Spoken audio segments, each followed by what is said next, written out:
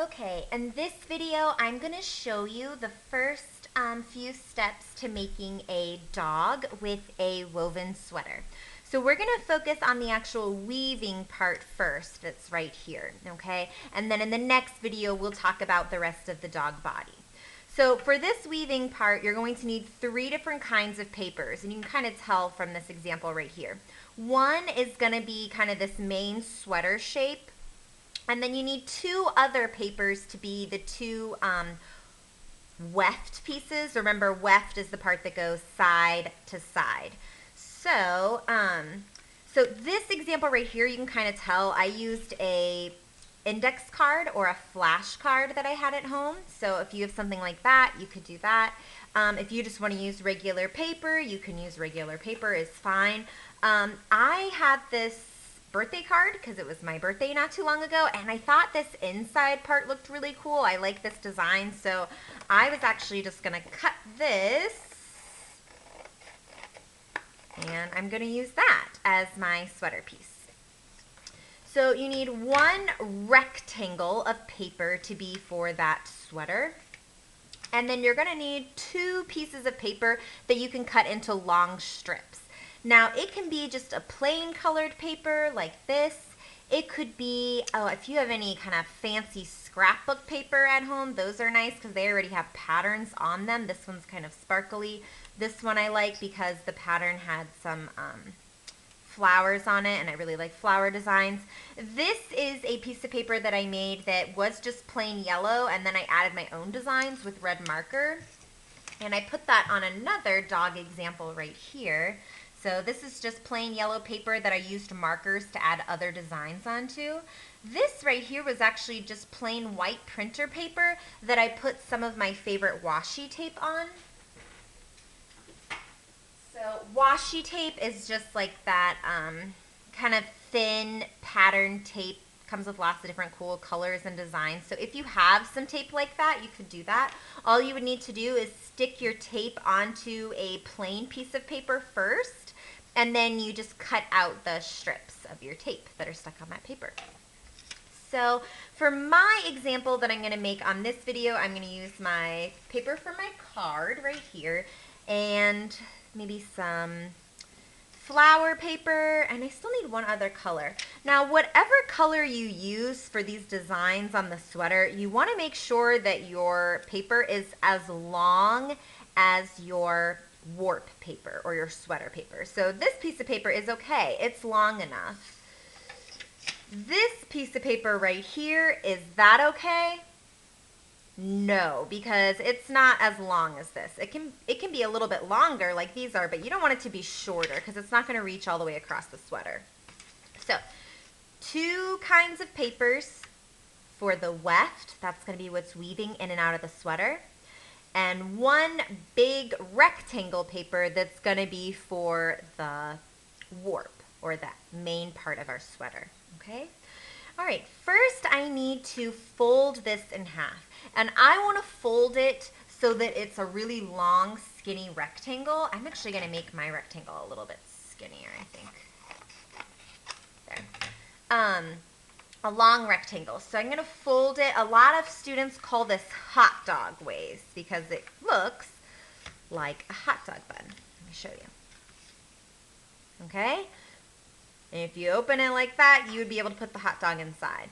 Now, if this is a hot dog bun and I turn it this way, I cannot put a hot dog inside of it, because now if I put a hot dog inside of it, it would fall off from the bottom. Okay, so a hot dog bun, a good hot dog bun is turned like this, so it's folded right here and the hot dog can go in the top. Okay, that's how we want it.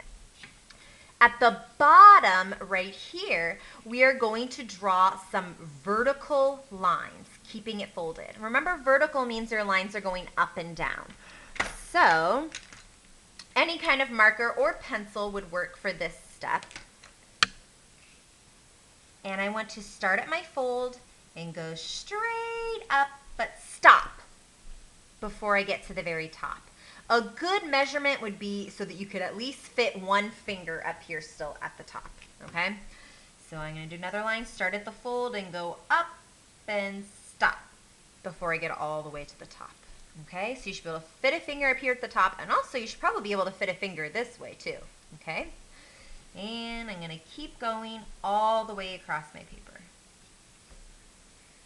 Vertical lines going up, but I'm stopping before I get to the very top.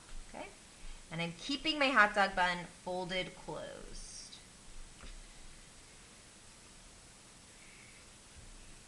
Okay, next step is going to be a cutting step. So for this step, I'm still going to keep my hot dog bun closed, okay? With a pair of scissors, I'm going to cut each one of these lines, but I'm going to stop before I get to the top of my paper, okay? Cut, cut, cut, cut all the way. I'm going to cut all of those lines.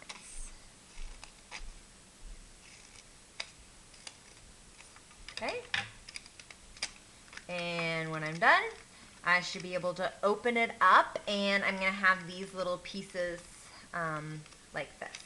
Okay, and these are the pieces that we're going to be weaving our other design papers through. Okay, all right. Now this is called our warp. So we have a nice warp finished. And I don't really like the way I can see my pencil lines, so I think I'm going to try to erase those a little bit since I have an eraser. What would have been a good idea is for me to draw my lines on the back. That way, when I flipped it over, I wouldn't have any lines on my front side, but that's okay. Mistakes are fine. Okay, for this next part, now I need some long strips of paper to practice my weaving. I would say probably 4 strips of each paper. So remember, you want to have 2 different designs or colored papers. So I need 4 of my flower paper strips, and I'm going to need 4 of this yellow paper as well. So to do that, I'm just going to use my scissors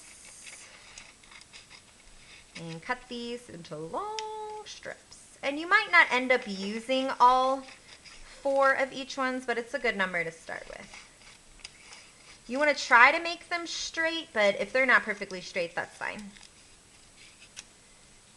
Okay. So I have my sweater warp. I have 4 of one color and 4 of another color. I am ready to start the weaving. All right, for the weaving, I need to do an over, under, over, under, over, under pattern. And I'm just going to keep doing that over and over, okay? So this is what an over, under pattern looks like when you're weaving. This first part right here, I'm going to put my paper over it. But for the next one, my paper needs to go under it. Then over. Then it needs to go under the next part. So I need to kind of pop this up so this paper can go under there. Over, but then under the next one. You see how it's kind of making a pattern there? Over, and then under that blue paper. Over, and then under the blue paper. Over, under, over, under. What should the next one be? Over. So I need to get this back on top of here. So we can go over, under, over. All right, and then I need to scooch this weft all the way down. Scooch that paper as far down as I can. Scooch, scooch, scooch. That way I have room for more weaving. There we go. All right, if you have a little extra that's going off of both sides, don't worry about that. We can trim the sides with our scissors later, but not yet. Okay, so first I started with my flower paper. Now I'm going to switch to my other paper. So you should have 2 different kinds of paper, and we're going to go back and forth and make it kind of a pattern. So this one I used my kind of red design paper, and then my lemon paper, and then my red design paper, and then my lemon paper. So this one I'm going to do flower paper, yellow paper, like that, okay? But here's the tricky thing about weaving. Whenever you move to a new row, you need to switch the order of your pattern. Now here's what I mean by that. The first row, For all of my flower papers, I'm going to start over and then go under. For all of my yellow papers, I'm going to start under first and then I'll go over. So it's the opposite as my other paper. Watch this. I'm going to start under and then go over. Okay? Under and then over. Under, over. Under, over. And I'm going to do that all the way across. And once I'm finished going all the way across, I need to scooch my paper as far down as I can. This is kind of hard to scooch down for me. Like that, okay? Now, the reason we needed to switch the order was because if we switch the order like that, it'll stay stuck really good. But if not, if we do the same order 2 times in a row, like this,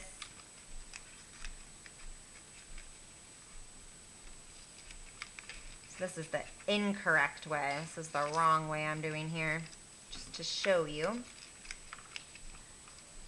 This paper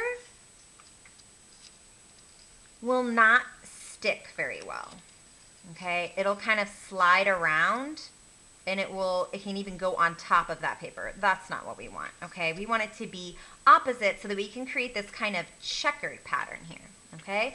So first I did flower, then I did yellow. I'm gonna move back to my flower, and remember, whenever I'm doing flower weave, I'm gonna start over and then go under. So I wanna start over and go under, over, under, and I'm going to do that all the way across.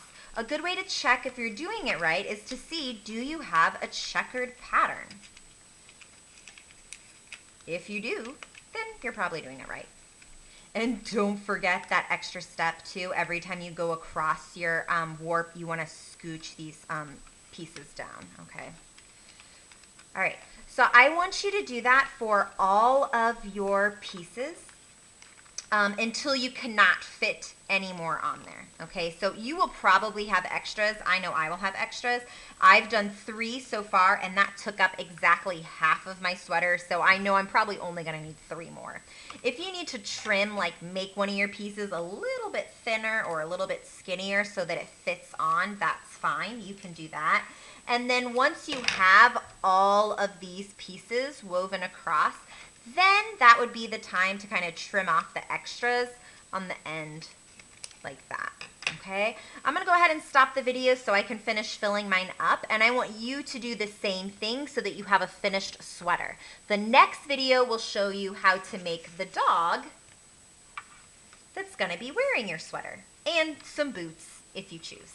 All right, have fun, guys.